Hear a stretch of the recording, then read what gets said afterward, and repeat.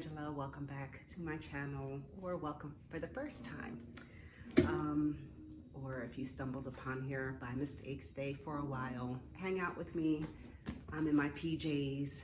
I'm picturing you in your PJs, so that automatically makes us friends. I have some exciting reading updates that I want to go over. I'm filming from home. I usually don't because there's so much activity in this household. So we'll see how this goes. Okay? Okay. First things first. I finished Moby Dick. Today, I am just finally glad it's over. And it's bittersweet. I mean, this book, Moby Dick by Herman Melville. I listened to it on Audible. The narrator, let me see, who was this guy? He was fantastic.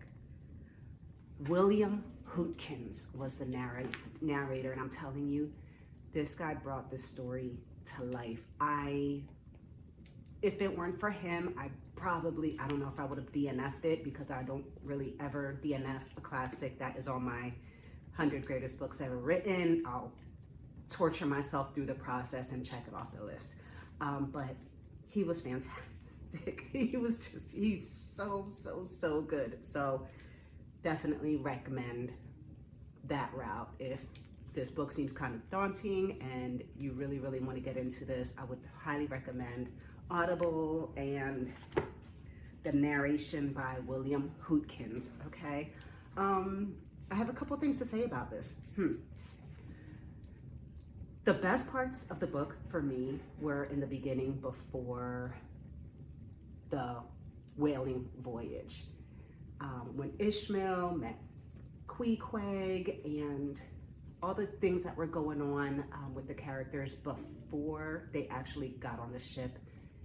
Or matter of fact, even just once they sailed off, it kind of like, anyone who read this kind of understands can read like a textbook. And I think there was a review on this, and whoever said that this reads like a whaling textbook in disguise as a novel, they probably hit the nail right on the head. There are so many chapters where it's talking about the crew and what they do, the things on the ship, the whales, what they're good for, what kinds of whales there are, the dimension, circumference, diameter of everything, and it just gets really but it really picked up in the, okay, first of all, the audio book is 24 hours and 50 minutes. Okay, so pretty much 25 hours. I've been listening to this for a while, so that's why I'm glad to finally be done with this. There were a lot of great parts in this. Again, my favorite parts were before they actually went on their voyage, but then it picked up in the last hour and a half, when they were kind of going against Moby Dick again. And I have to say, I was rooting for the whale the whole time. I was rooting for Moby Dick because, like, Captain Ahab was a lunatic. I'm sorry, he was a lunatic. His crew knew he was a lunatic. And there were just so many parts where you're just like, man. And then Moby Dick was just so powerful and so smart and so cunning and ferocious. And he was a warrior. He was a protector. He knew what he was doing. He was ancient. He was everything. And I really loved it. And it's bittersweet because I'm going to miss listening to these guys like every day. It was one person narrating, but you would think it was like a whole crew of guys, you know, Tashtego, Queequeg, Captain Ahab, Pip, who else? Oh, there were just so many. The cook. Oh, what was the right-hand man? Starbuck, Stub. I'm just gonna miss these guys. I am.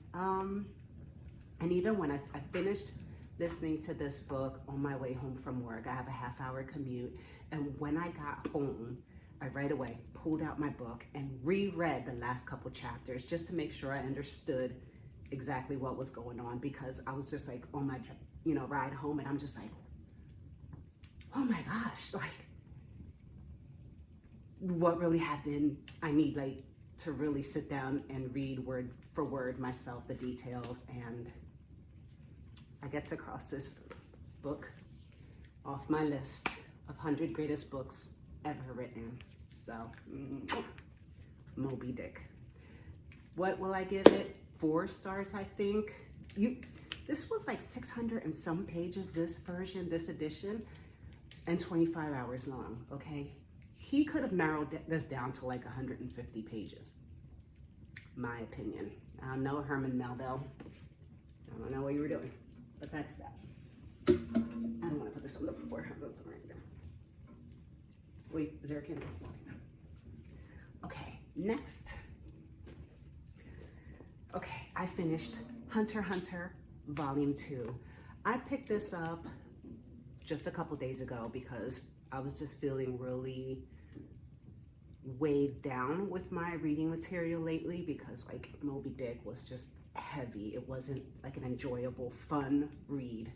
I'm reading Out of Africa, which is another fantastic book, but is not an enjoyable, fast, fun read.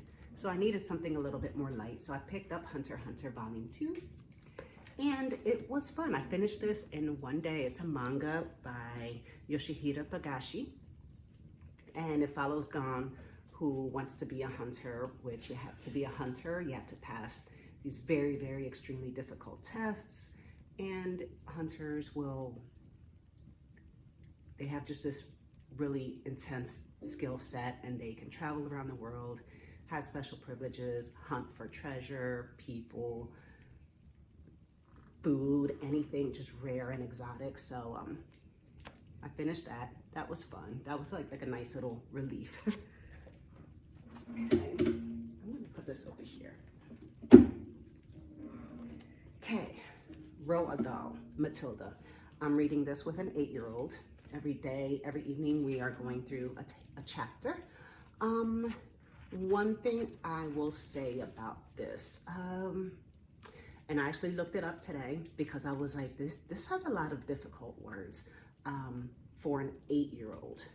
So I did look it up, and it did have recommendations for children's like 9 to 12. So a little bit out of his age range, but let me show you just an example of what a paragraph is like. Miss Jennifer Honey was a mild and quiet person who never raised her voice and was seldom seen to smile, but there is no doubt she possessed that rare gift for being adored by every small child under her care. She seemed to understand totally the bewilderment and fear that so often overwhelms young children who for the first time in their lives are herded into a classroom and told to obey orders.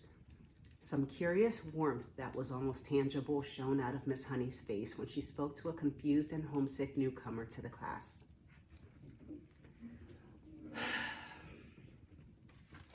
I highlighted 1, 2, 3, 4, 5, 6, 7, 8, about 9 words that would have stumped this 8-year-old. That's just not part of his regular vocabulary. Mild, seldom, possessed, bewilderment, overwhelms, herded, curious warmth, tangible, and newcomer. So when I'm reading to him, I do change it up a little bit. While I'm reading it to him, I'll say, Miss Jennifer Honey was a sweet and quiet person who never raised her voice and hardly ever seemed to smile, but there's no doubt she had rare gift for being adored. So I'll change it to simpler words so that it's a little bit more tangible for him, so he doesn't get like frustrated or doesn't get confused about what this is. So definitely, if you're going to read this with or to a younger child, you might want to change it up a little bit to be a little bit more on their level. But so far he's really enjoying this, and that's Matilda by Roald Dahl. This is our second Roald Dahl book. It's right and out of Africa. I guess now's a good time as any to share how I travel around with books that I am reading. I usually wrap them up to keep them safe when I have them in my work bag or my book bag or my purse, because I don't want my pages getting all scrunched up or things going in between my pages or any gunk or anything getting on my books. So I have this, and so I'll wrap it up in this bandana. Did it? I have my highlighters with my stickies and the book. There's my bookmark. That's so pretty. What was I gonna say about this? Oh, I also removed the dust jacket. So I put it up away to the side so I don't get the dust jacket ruined either. But so far with this book, I am about 70% of the way through. I am enjoying this. There's just a lot of sweet things, and this woman just really takes you into Africa. Again, this is Out of Africa by Isak Dienesen. I don't know if I'm pronouncing that right, but there it is. And so this was, I think, in the 30s. She, 1920s, 30s. Anyway, she moved to Africa and moved onto a farm, owned a farm, and was there for many years. And these are pretty much stories of things that happened on the farm, her experience with natives, wildlife, and everything. And there's just so many beautiful and wonderful things and observations she makes while she's here. One of the things I can say of the natives, here's one. She says, "They are also on friendly terms with time, and the plan of beguiling or killing it does not come into their heads. In fact, the more time you can give them, the happier they are. And if you commission to a Kikuyu to hold your horse while you make a visit, you can see by his face that he hopes you will be a long, long time about it. He does not try to pass the time then, but sits down and lives." And she also says, "Amongst the inventions of civilization which the natives admire and appreciate are matches, a bicycle, and a rifle. Still, they will drop these the moment there is any talk of a cow." I think they have their priorities straight. So it's going well. I am excited to get this finished this week so I can go on to my next, which, speaking of, put this here. I was going to start on A Tree Grows in Brooklyn by Betty Smith. But I read the foreword in the beginning, and thankfully it tells you right away. This is not like a page turner. There's not really a plot. This is just, it says the best anyone can say is that it is a story about what it means to be human.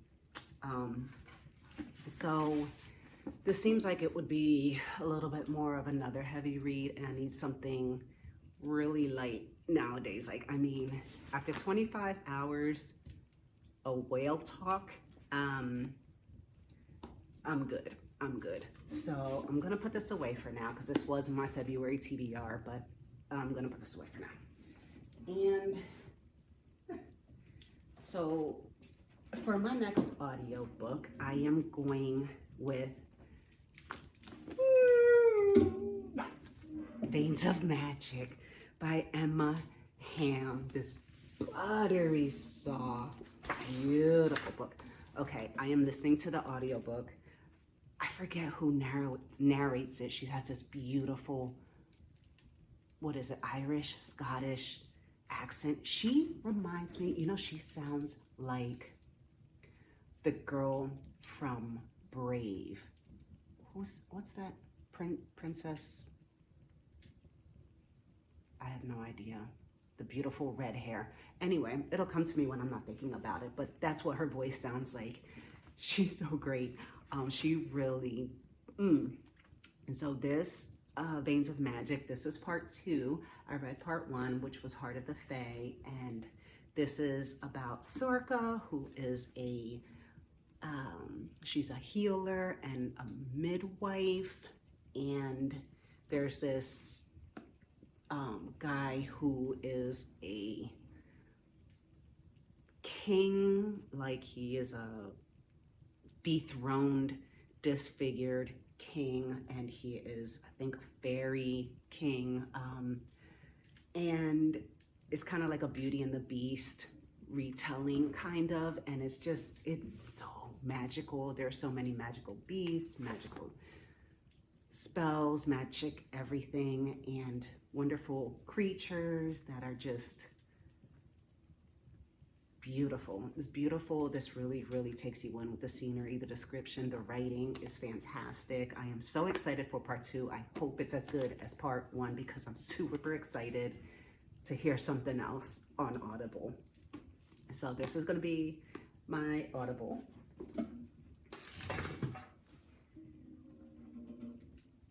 I'm gonna burn the house down one day, I swear.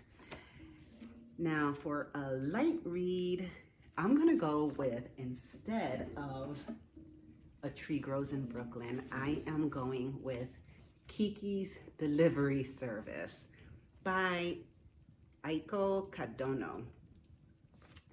This is, I guess, about a witch who turns 13, goes to a town to help the townspeople. I guess it's part of her witch thing, but they don't trust witches or whatever, and she ends up starting a delivery service. She has this cat, and that's pretty much all I know about it.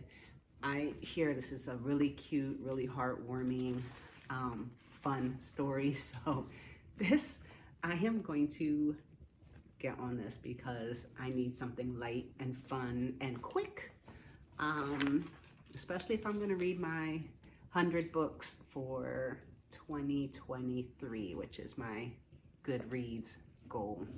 Okay, so there's that. Then, with it being February, I figure let's do something, a little romance book, right? I mean, and I don't have that many, and I can't buy one or get one because I'll talk about that in a bit. But this is what I found on my bookshelves.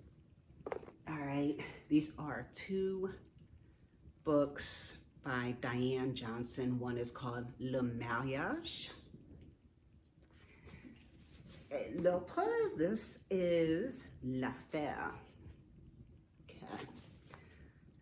And they both seem like cutesy romance maybe books. So, and I got these, I'm gonna tell you where I got these. I got these a couple weeks ago. I went to the local library. They have a shelf of books and a little donation box stuck to the side of the shelf. So basically you can grab whatever books you want from that shelf and put your donation in the box and dip off. So whatever you feel like donating for the books. Anyway, so I was just so thrilled about it, and I can't not walk away with books. So that's what happened. But for this month, I think I'm gonna go for this one in honor of Valentine's Day and see if it puts me in a romantic mood. So that's that. I'm gonna, so, oh, that's 3 books. I usually like to have 3 books going at once, in addition to the one that I'm reading with a child. So, Matilda, that's what I'm currently reading with the child.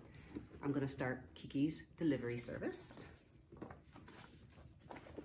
Veins of Magic. This is starting tomorrow on Audible, sorry. And then this one, I will start probably this weekend or next week, whenever I'm done with Out of Africa. So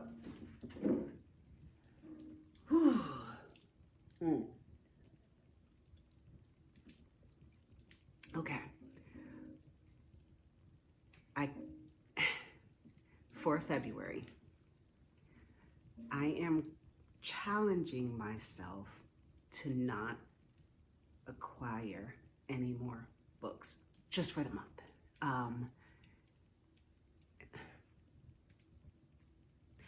I must have acquired at least 50 books or so in the last couple months. So it's just my thing. I don't know. I'm obsessed. Somebody help me. But no, let me just give it a month. I am only grabbing from my shelves for the month of February to get some of these books. And I don't ever want my shelves to be 100% read. I absolutely love having many books on my shelves that have not been read because they bring me so much joy and so much anticipation. And I'm just like, oh my gosh, you know, and I'm just always browsing through my shelves and finding books to read right from home. I don't know, I just love it. I think it would be really boring if I had read everything on my shelves, and then what do you do? So that being said, the next book on my 100 greatest books ever written, Easton Press list, if you're wondering which list I'm going off of, because I know there are many. The next book on the list is A Farewell to Arms. I do not have it. And with it being a do not acquire February, I am going to put that off until March. And I don't think I will be reading any more from that list this month. We'll see. I might skip over that and then start one of the classics that I have on my shelf, but I don't want to put myself in a reading slump. I don't want to do too many heavy, difficult books back to back, or, you know, I have to put a lot of, and there are so many other books that I really want to get to, and a lot of these that I've seen on the list are pretty long. So I've already finished 2 classics this year, one in January, which was The Curious Case of Dr. Jekyll and Mr. Hyde. That was cute, that was good. Not cute, but it was good. And then Moby Dick. So Farewell to Arms is a pretty long one, so that might wait till March, or we'll see. We'll see how many books I finish in April, and then I'll find out if I have enough time. I don't know, we'll see. Anyways, so I think that is it. That is my update. And let me see if I forgot anything. No, that's it. So we will be in touch again very soon. Happy reading, and bye.